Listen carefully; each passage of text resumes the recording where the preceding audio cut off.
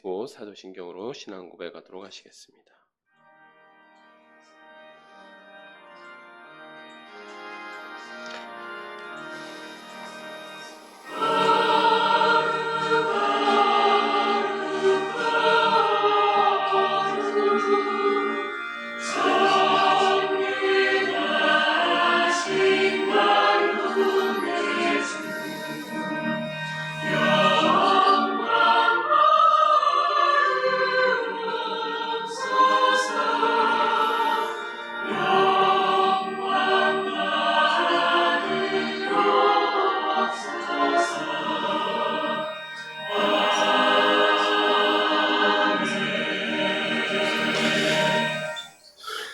전능하사 천지를 만드신 하나님 아버지를 내가 믿사오며 그 외아들 우리 주 예수 그리스도를 믿사오니 이는 성령으로 잉태하사 동정녀 마리아에게 나시고 본디오 빌라도에게 고난을 받으사 십자가에 못 박혀 죽으시고 장사한 지 사흘 만에 죽은 자 가운데서 다시 살아나시며 하늘에 오르사 전능하신 하나님 우편에 앉아 계시다가 저리로서 산자와 죽은 자를 심판하러 오시리라.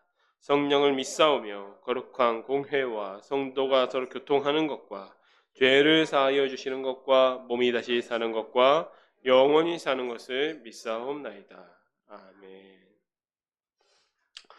네, 이 시간 찬송 338장 부르시겠습니다.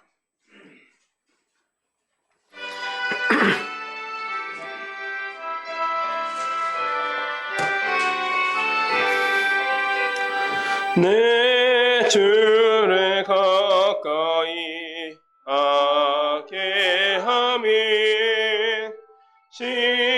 십자가 진 같은 고생이나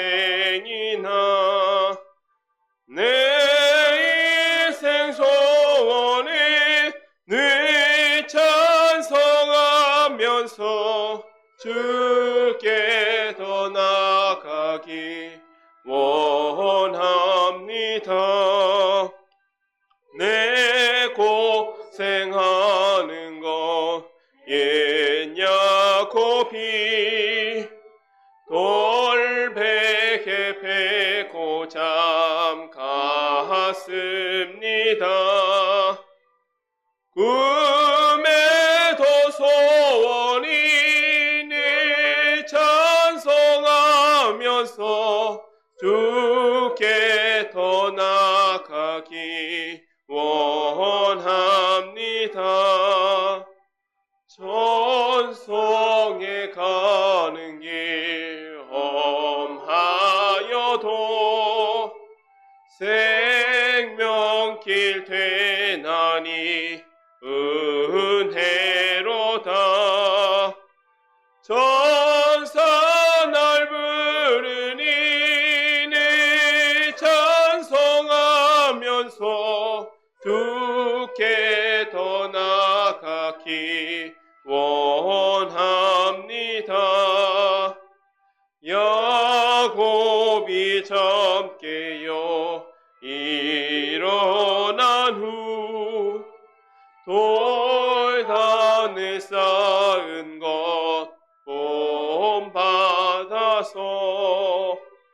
숨질 때 되도록 늘 찬송하면서 주께 더 나아가기 원합니다. 아멘. 기도하시겠습니다. 거룩하신 하나님, 언제나 우리에게 사랑과 은혜를 베풀어 주시며 우리를 예배의 자리에 모이게 하심을 감사드립니다. 이 시간 우리의 예배가 온전히 주님을 기쁘시게 하며 창조주 하나님을 찬양하는 시간이 되기를 소원합니다. 하나님, 저희가 오전에는 에스겔 선자가 소명을 받은 후 동족의 죄악을 감당하기 위해 고통스러운 삶을 감내하는 모습을 보았습니다. 그가 그러한 삶을 감수한 이유는 그것으로 죄를 대신할 수 있기 때문이 아니라 이스라엘 백성이 지은 죄의 무거움을 깨달았기 때문일 것입니다. 여기에 모인 우리는 그러한 수치와 고통을 감당하셨을 뿐만 아니라 죄의 결과까지 친히 생명으로 감당하신 예수 그리스도의 은혜로 살아감을 더욱 깊이 깨닫게 하옵소서. 또한 저희가 그 은혜에 안주하며 나의 구원에만 머무는 것이 아니라 아직 구원의 빛을 경험하지 못한 자들에게 빛을 바라는 자들이 되게 하여 주시기를 소망합니다. 이 시간 에스겔서를 이어서 살펴봅니다. 선지자 에스겔이 책망하는 이스라엘 백성의 죄악을 살펴보며 그것을 지식으로만 받아들이는 것이 아니라 우리의 마음과 삶을 깊이 돌아보게 하는 거울로 삼게 하시기를 소원합니다. 감사하며 예수님의 이름으로 기도합니다. 아멘.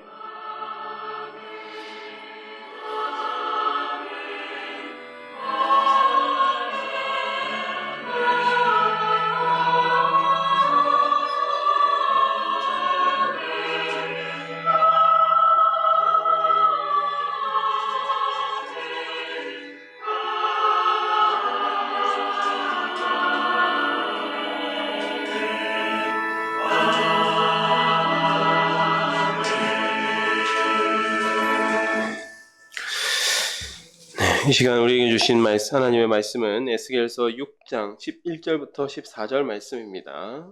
구약성경 1157페이지에 있습니다. 에스겔서 6장 11절부터 14절 말씀입니다. 제가 봉독해 드리도록 하겠습니다. 주 여호와께서 이같이 이르시되 너는 손뼉을 치고 발을 구르며 말할지어다. 오호라 이스라엘 족속이 모든 가증한 악을 행함으로 마침내 칼과 기근과 전염병에 망하되 먼 데에 있는 자는 전염병에 죽고 가까운 데에 있는 자는 칼에 엎드려지고 남아있어 에워싸인 자는 기근에 죽으리라. 이같이 내 진노를 그들에게 이룬즉 그 죽임당한 시체들이 그 우상들 사이에 제단 사방에 각 높은 고개 위에 모든 산 꼭대기에 모든 푸른 나무 아래 무성한 상수리 나무 아래 곧 그 우상에게 분향하던 곳에 있으리니 내가 여호와인 줄을 너희가 알리라. 내가 내 손을 그들의 위에 펴서 그가 사는 온 땅 곧 광야에서부터 디블라까지 황량하고 황폐하게 하리니 내가 여호와인 줄을 그들이 알리라. 아멘. 네, 우리가 오전에는 에스겔 선지자가 행위로 전한 예언을 살펴보았습니다. 에스겔서에 유독 행동으로 전하라는 예언이 많은 이유를 한번 말씀드린 적이 있는데 하나님께서 그를 예언할 때를 제외하고는 말을 못하게 하셨기 때문에 그렇습니다. 또 이 말 못하는 예언자, 멀쩡하다가 갑자기 말을 못하게 된 예언자가 특이한 행동들을 한단 말이죠. 굉장히 눈에 띄는 행동들을 했기 때문에 그러한 행동들이 이 에스겔 선지자가 전하는 그 말씀이 더 명료하게, 그 의미가 더 명료하게 보이게 하는, 선명하게 전달되게 하는 그런 역할들을 했습니다. 그러나 에스겔이 그 온몸으로 전하는 예언은 그의 고통을 담보로 하는 것이기도 했습니다. 자신의 죄와 허물은 아니지만 하나님께서 주시는 고난의 잔을 묵묵히 마시는 모습을 보며 자기 백성을 정죄하기보다 그들을 깨우치기 위해 살아가는 진정한 선지자의 모습을 보기도 했습니다. 이 시간은 난 예배에 이어서 우상 숭배의 결과와 이스라엘의 임박한 하나님의 심판에 대한 예언의 말씀들을 살펴볼 것입니다. 8절부터 보도록 하겠습니다. 그러나 너희가 여러 나라에 흩어질 때에 내가 너희 중에서 칼을 피하여 이방인들 중에 살아남은 자가 있게 할지라. 너희 중에 살아남은 자가 사로잡혀 이방인들 중에 있어서 나를 기억하되 그들이 음란한 마음으로 나를 떠나고 음란한 눈으로 우상을 섬겨 나를 근심하게 한 것을 기억하고 스스로 한탄하리니 이는 그 모든 가증한 일로 악을 행하였음이라. 그때야 그들이 나를 여호와인 줄 알리라. 내가 이런 재앙을 그들에게 내리겠다 한 말이 헛되지 아니하리라. 주 여호와께서 이와 같이 이르시되 너는 손뼉을 치고 발을 구르며 말할지어다. 오호라 이스라엘 족속이 모든 가증한 악을 행함으로 마침내 칼과 기근과 전염병에 망하되 먼 데에 있는 자는 전염병에 죽고 가까운 데에 있는 자는 칼에 엎드려지고 남아있어 에워싸인 자는 기근에 죽으리라. 이같이 내 진노를 그들에게 이룬즉 그 죽임당한 시체들이 그 우상들 사이에 제단 사방에 각 높은 고개 위에 모든 산 꼭대기에 모든 푸른 나무 아래에 무성한 상수리 나무 아래 곧 그들의 우상에게 분향하던 곳에 있으리니 내가 여호와인 줄을 너희가 알리라.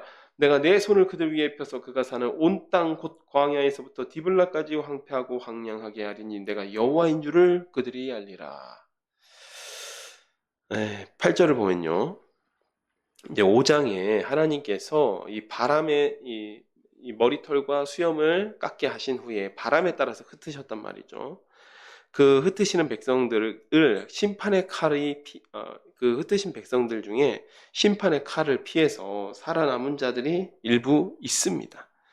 근데 이들이 여러 선지서들에서 이제 공통적으로 이야기하는 사람들이죠. 이제 뭐 남겨두신 자, 이사야서라든지 이런 데서는 남겨두신 자, 그다음에 스파냐서에서는 숨겨두신 자 이렇게 나옵니다. 하나님께서 패역한 이스라엘을 벌하시고 새롭게 시작하시기 위해서 따로 구별하시는 사람들입니다. 이제 9절을 보면 그들이 사로잡혀 가서 음란하게 우상을 섬기고 하나님을 또 근심하게 하게 한 일들을 스스로 한탄하게 되는 날이 찾아옵니다. 그러니까 이거를 조금 더 쉽게 하나님 편에서 표현을 약간 바꿔보자면 먼 땅에 가서 죽을 고생한 후에야 70년씩이나 죽을 고생한 후에야 이제 그제서야 비로소 철이 든다라는 이야기죠. 그러나 지금 당장은 이 6장 1절에서 7절 우리가 직전에 살펴봤던 그 우상 숭배에 대한 대가를 치러야 되는 때가 왔습니다. 이 13절에 우상을 세울 수 있는 곳은 빠지지 않고 우상을 세웠던 곳마다 여기 다 나오죠. 보면 어디 있습니까? 우상들 사이, 제단 사방, 각 높은 고개, 모든 산꼭대기, 모든 푸른 나무 아래, 상수리 나무 아래 이런 곳곳마다 우상의 제단들이 있었다라는 이야기입니다. 그 우상을 세웠던 곳마다 우상을 섬기던 자들의 시체가 질비하게 됩니다. 또 14절을 보면요. 이 광야에서 디블라까지 황량하고 황폐하게 된다라는 이야기가 있는데 이제 우리가 딱 감각적으로 이스라엘 전역을 이야기하는구나 라는 것을 알 수 있죠. 왜냐면 이스라엘 남쪽이 광야죠. 예. 이 이스라엘 남쪽이 광야고 이 디블라가 어디냐? 사실 여기가 명확하지가 않습니다. 지명이 명확하지가 않아요. 그런데 이제 어떤 학자들 같은 경우에는 이 디블라가 아니라 이거 리블라 같다라고 이야기를 합니다. 왜냐면 그 히브리어 알파벳 중에 이 달렛이라는 알파벳이 이제 우리나라 이 한글 기역자처럼 생겼거든요. 이 달렛이란 그 히브리어 이 알파벳은 디귿 발음이 나고 래쉬라는 알파벳인데 이게 또 약간 둥근 기억처럼 생겼습니다. 그래가지고 이 모습이 상당히 흡사해가지고 이게 약간 오기하기가 쉬운 이 알파벳들입니다. 그래서 조금만 잘못 써도 이거 좀 이게 달렛인지 이제 래쉬인지 정확하게 알기 어려운 거죠.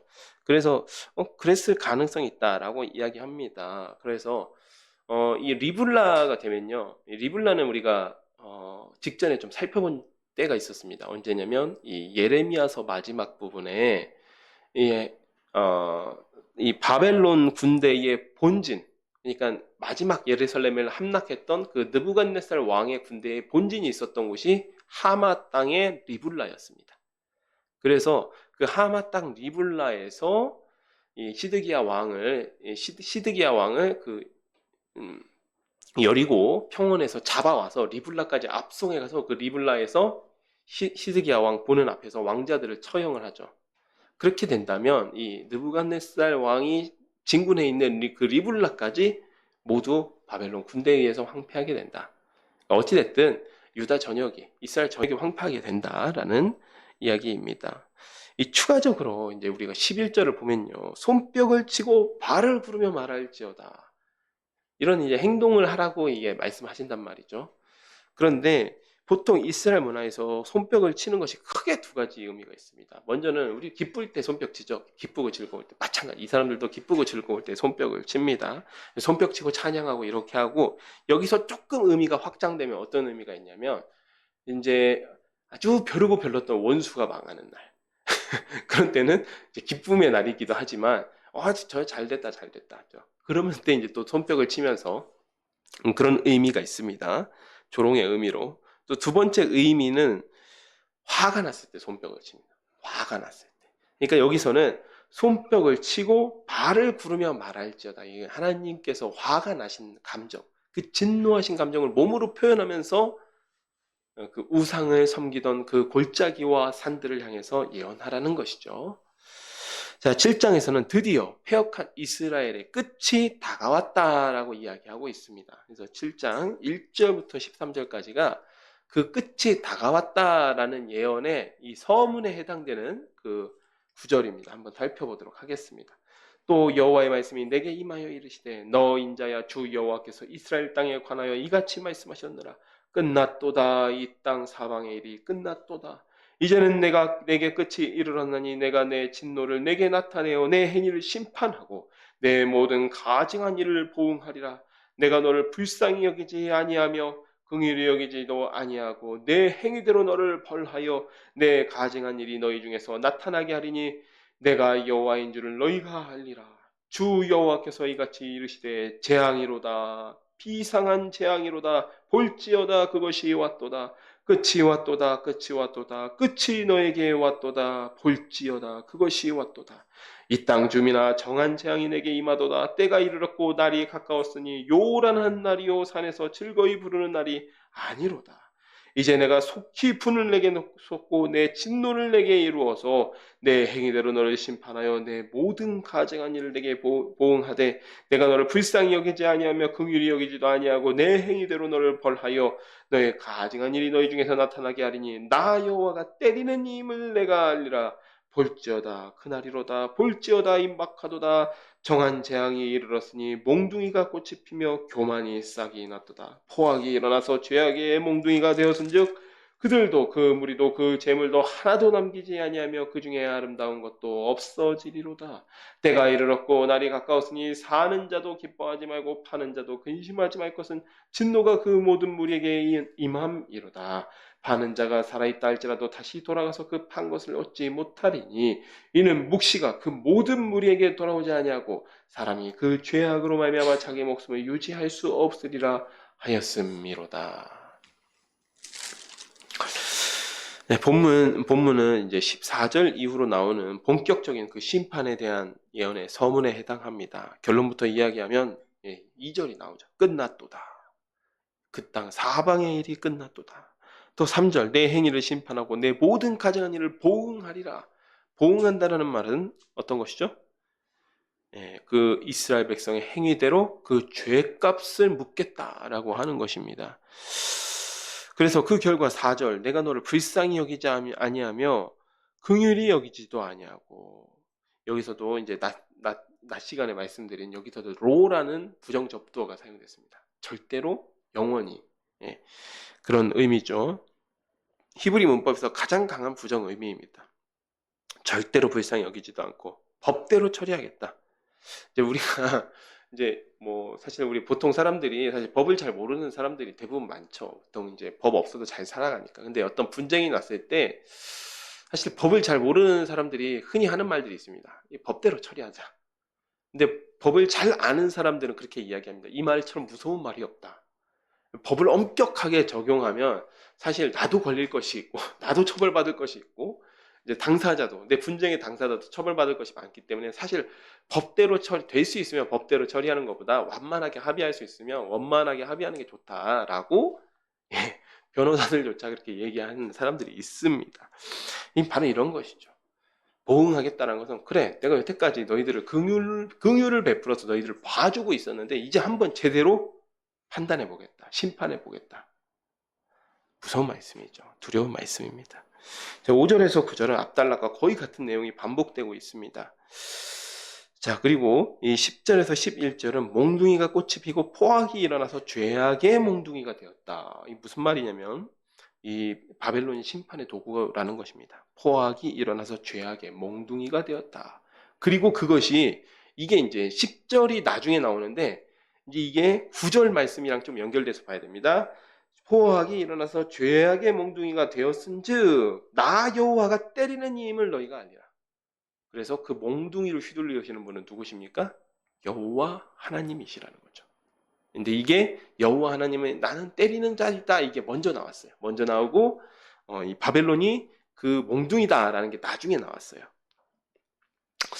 자, 그 다음에 이제 하나님의 명령이 떨어지기만 하면 포악의 몽둥이가 닥치는 대로 그 바벨론이 부수고 죽일 것입니다. 이제 12절을 보면 갑자기 이제 나오는 게 샀다고 기뻐하는 자나 팔았다고 근심하는 자. 모두 다 이게 뭐 근심하지 말 것은 진노가 그 모든 무리에게 임함이로다. 이게 무슨 말일까요? 12절이. 사고 파는데 뭘 또 근심하고 뭘 또 좋아하고 그런 게 있습니다. 뭘까요? 이때 당시에 그게 토지입니다. 토지. 땅을 사고 팔 때 산 사람은 좋아하고 판 사람은 자기 조상부터 물려오던 땅을 팔았으니까 근심하는 것이죠. 근데 그러지 말라는 거예요. 어차피 너희들 다 죽을 거다. 그래서 이와 관련돼서 예레미야 32장에 토지 매매 장면이 등장하죠. 예레미야 32장에 예레미야의 친척이 와서 예레미야에게 네가 나의 토지 물을 자다라고 하면서 토지를 매매하는 장면이 나옵니다. 이게 진짜 이때는 지금 이 시점보다 몇 년 더 뒤입니다. 정말 이제 바벨론이 예루살렘 성을 포위하기 직전 상황입니다.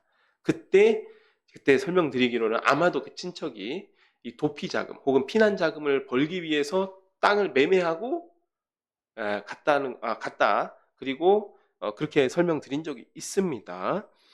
그래서 그때에는 이미 사람들이 땅을 사고 팔아도 좋아할 때조차 지났습니다. 그때 이미 이 예언이 임한 것이죠. 그래서 정말 망하기 일보 직전 상황이라서 아무도 땅을 거래하지 않을 때입니다.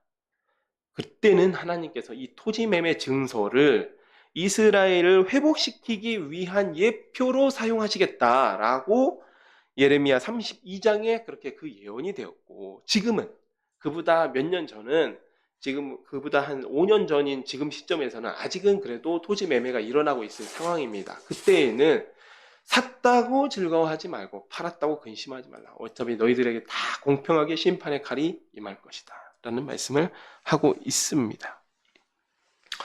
자, 14절입니다. 그들이 나팔을 불어 온갖 것을 준비하였을지라도 전쟁에 나갈 사람이 없나니 이는 내 진노가 그 모든 무리에게 이르렀음이라. 밖에는 칼이 있고 안에는 전염병과 기근이 있어서 밭에 있는 자는 칼에 죽을 것이요 성읍에 있는 자는 기근과 전염병에 망할 것이며 도망하는 자는 산 위로 피하며 다 각기 자기 죄악 때문에 골짜기에 비둘기를 쳐며 슬피 울 것이며 모든 손은 피곤하고 모든 무릎은 물과 같이 약할 것이라.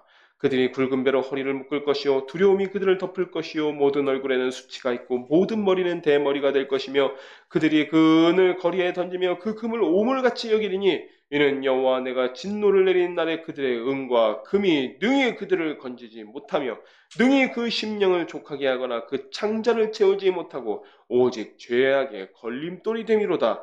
그들이 그 화려한 장식으로 말미암아 교만을 품었고 또 그것으로 가증한 우상과 미운 물건을 만들었은즉 내가 그것을 그들에게 오물이 되게 하여 타국인의 손에 넘겨 노력하게 하며 세상 악인에게 넘겨 그들이 약탈하여 더럽히게 하고 내가 또 내 얼굴을 그들에게 돌이키니 그들이 내 은밀한 처소를 더럽히고 포악한 자도 거기 들어와서 더럽히리라. 너는 쇠사슬을 만들라. 이는 피 흘리는 죄가 그 땅에 가득하고 포악이 그 성이 찼음이라. 내가 극히 약한 이방인들을 데려와서 그들이 그 집들을 점령하게 하고 강한 자의 교만을 그치게 하리니 그들의 성소가 더럽힘을 성하리라. 패망이 이르리니 그들이 평강을 구하여도 없을 것이라. 환난에 환난을 더하고 소문에 소문을 더할 때에 그들이 선지자에게 묵시를 구하나 헛될 것이며 제사장에게는 율법이 없어질 것이요 장로들에게는 책략이 없어질 것이며 왕은 애통하고 고관은 놀람을 옷 입듯 하며 주민의 손은 떨리리라. 내가 그 행위대로 그들에게 갚고 그 죄악대도 그들을 심판하리니 내가 여호와인 줄을 그들이 알리라. 자, 14절을 보면요. 어떤 것이 보이냐면 유다라고 해서 사실 그동안 놀고 있었던 건 아닌 것 같습니다. 그러니까 유다도 국제 정세를 살피면서 바벨론에 대비해서 온갖 것을 준비했었던 거죠. 그래서 전쟁의 나팔이 근데 정작 전쟁의 나팔이 불자 모든 것이 허사로 돌아갑니다. 실제 시드기야는 바벨론을 막기 위해서 반바벨론 동맹이라는 것을 결성했었죠. 하지만 정작 바벨론 군대 앞에서는 아무도 그 소집에 응하지 않았습니다. 오직 애굽만 원군이 왔었고 그조차도 바벨론 군대에 패해서 돌아가게 됩니다. 또 심지어는 오히려 바벨론 편에 서서 유다를 약탈했던 민족들도 있습니다. 에돔 같은 민족들이 그런 민족이었죠. 그러니 적이 쳐들어와 나팔을 불어도 나가서 싸울 군사가 없다는 것입니다. 15, 19절에서 20절은 그 포악의 몽둥이 앞에서 그동안 유다가 의지하던 모든 것이 다 헛것이 됩니다. 심판의 때에 은과 금이 그들의 생명을 구할 수 없고 오히려 걸림돌이 된다라고 이야기하고 있습니다. 또 교만으로 만들었던 우상들은 오물이 됩니다. 정확하게 이맘때에 예레미야서에 기록된 한 가지 사건이 있었습니다. 제가 자꾸 예레미야서와 에스겔서를 지금 교차해서 말씀드리는 것은 한 책을 다 보고 한 책을 다 봤으면 이제 그게 같은 시대일 경우에는 교차해서 이때는 이런 사건이 있었고 이때는 이런 사건이 있었다는 것을 이제 우리가 좀 시야를 넓혀서 보는 것이 더 유익하기 때문이죠. 이때 어떤 사건이 있었냐면요. 예레미야 34장 사건입니다. 아까는 예레미야 32장 토지매매 사건이 있었고 34장에 어떤 사건이 있었냐면 역시나 바벨론 군대가 이제 막 출병을 해서 예루살렘에 도착하기 전에 무슨 사건이 있었느냐면 노예 해방 사건이 있었습니다. 기억나실 것입니다. 바벨론의 3차 침입, 그러니까 이제 막 588년이죠. 3차 침입이 임박해 오자 히브리 노예들, 원래 히브리인들은 노예로 삼으면 안 됩니다. 원래 히브리인들은 노예로 삼지 말라고 했어요. 그래서 그 율법에도 어떻게 되어 있습니까? 너는 종으로 삼지 말고 너의 형제처럼 대하라. 그렇게 이야기하는데 그 히브리 노예들을 근데 그 율법을 어기고 종으로 삼았던 히브리 노예들을 해방시켜서 그들로 하여금 이 바벨론 군대와 함께 좀 맞서 싸우게 해보자라고 하는 노력이 있었던 것이죠. 그런데 이 바벨론 군대가 열심히 가열차게 이 예루살렘으로 진격해오다 잠깐 물러난 사건이 있었습니다. 왜 그랬냐면 애굽의 원군 때문에 그랬죠. 다 연결되는 겁니다. 애굽에서 원군이 딱 출발했다는 소식이 들리자 잠깐 이제 진격을 보류한 겁니다. 그러니까 곧바로 마음이 변해서 노예 해방에 대한 언약을 파기하고 다시 그 히브리 종들, 원래 노예가 되어서는 안 됐던 이들을 다시 종으로 삼은 일이 있었습니다. 그때 하나님께서 예레미야 선지자를 통하여서 이것은 단순히 사람 사이의 계약을 파기한 일이 아니라 너희가 그 종된 것을 되돌릴 때, 종에서 풀어줄 때에 나의 이름으로 맹세했기 때문에 그것은 누구에게 죄를 범한 것입니까? 하나님께 죄를, 하나님의 이름을 망령되이 일컫는 죄를 묻겠다 라고 말씀하셨습니다. 자, 그러면 이 모든 부도덕적인 일들이 무엇 때문에 일어났느냐? 돈 때문에 일어난 거죠. 그렇죠? 예, 경제적인 이득 때문에 일어난 것입니다. 동족조차 속여가며 악착같이 돈을 모으고 또 부유한 삶을 살았지만 하나님의 심판 앞에서는 조금도 그 생명을 구하는 일에 도움이 되지 못합니다. 근데 여러분들 조금만 생각하면 당연한 일입니다. 자, 보면 만약에 나라가 망할 상황에 처했습니다. 그러면 그 상대편 다른 적군 입장에서도 그 미천한 평민들 집 털어봤자 뭐 나오겠습니까? 어차피 곡식이야 뭐 향전하느라 다 먹어치웠고 뭐 약탈할 게 있어야죠. 그래야 뭐 남는 게 있을 거 아닙니까? 그러니까 귀족들, 고관 대작들, 성전, 왕궁 이런 데가 주요 약탈하는 주 거점이 되는 겁니다. 주 이제 공격 대상이 되는 겁니다. 마찬가지로 은과 금을 그때 당시엔 가지고 있으면 가지고 있는 사람 생명이 위험한 겁니다. 뭐하러 그거를 저기 하겠습니까? 이미 다 이겼는데 그럼 죽이고 빼앗으면 되는 것이지. 그래서 실제로 하나님의 심판이 이와 같은 모습으로 이스라엘의 부자들과 고관 대작들 또 권력자들에게 임한 것입니다. 그들이 하나님의 율법을 어겨가면서 모았던 그 은과 금이 그들의 생명을 단축시키게 만들었습니다.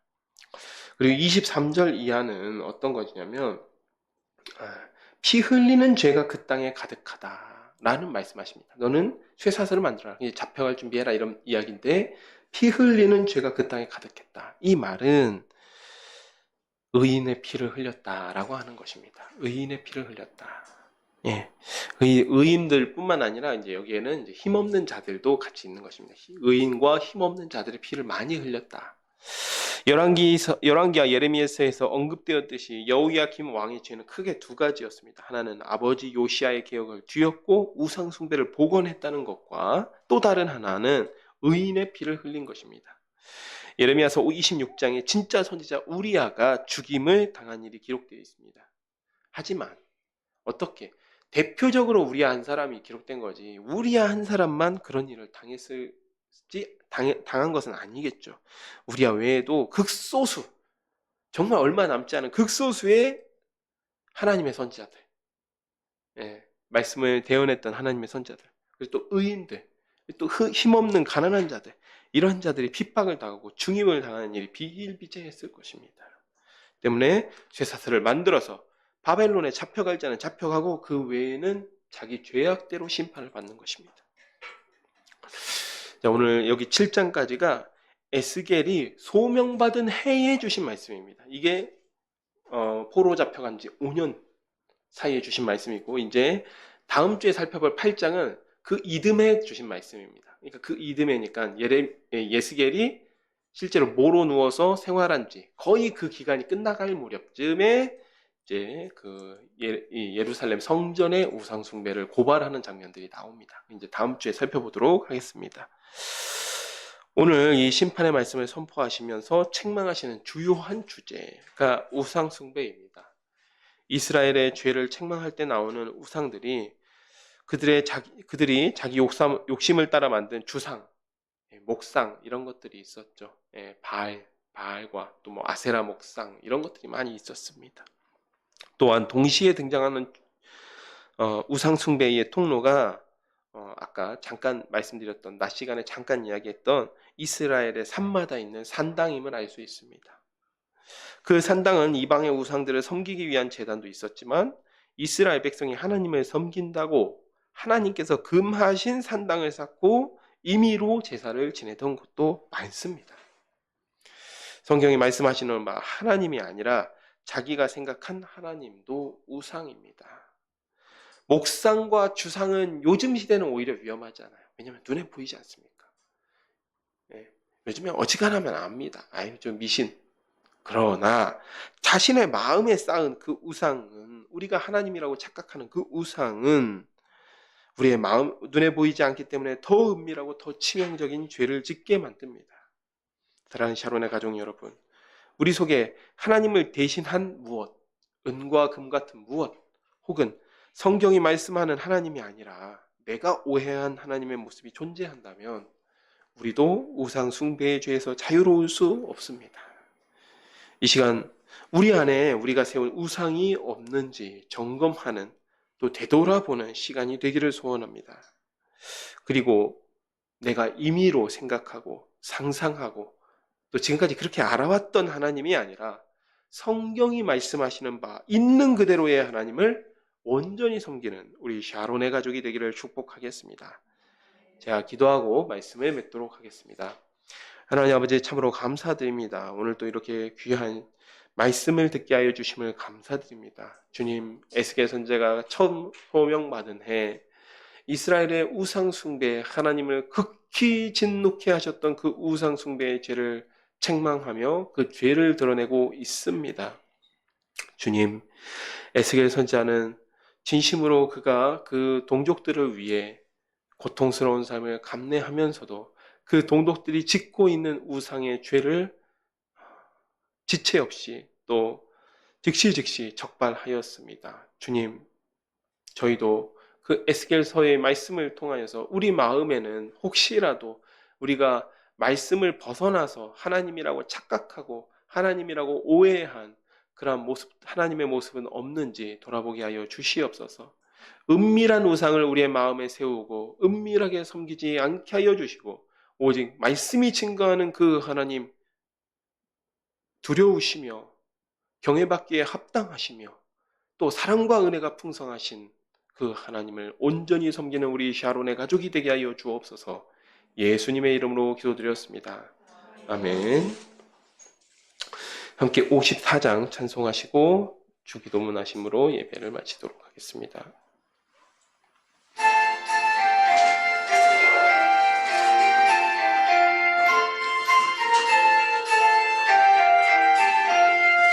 주여 복에 구하오니 편히 가게 하시고 사람마다 준혜로 이기도록 하시고 광야 같은 세상에서 항상 인도하소서. 주의 복된 말씀 듣고 무한 감사합니다. 구원받은 주의 성도 열매 맺게 하시며 하나님이 우리 함께 항상 계시옵소서.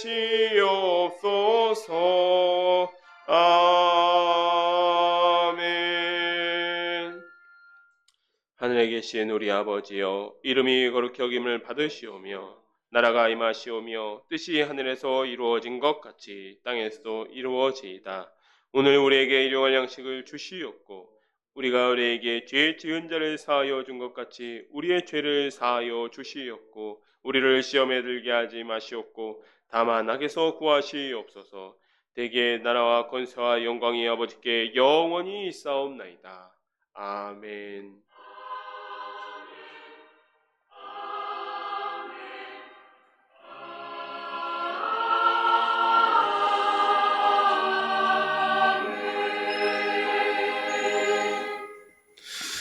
네, 예배 마쳤습니다. 하나님께 영광의 박수 올려드리겠습니다.